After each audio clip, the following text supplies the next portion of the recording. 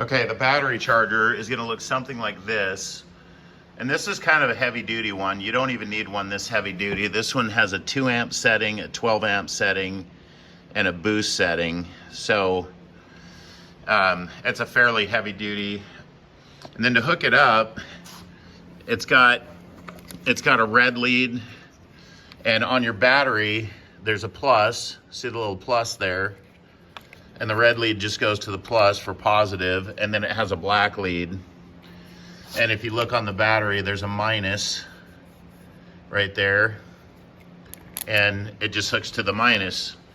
So, and usually your battery cable, the positive, your battery cable will have a red cover or some, you might have to have it doesn't even need a tool. You just pry the little cover back away and expose the cable and just hook it right to the cable end on, because your battery won't have the posts like this, it'll have a cable attached. So you just hook it to the cables and turn it on and you're good to go.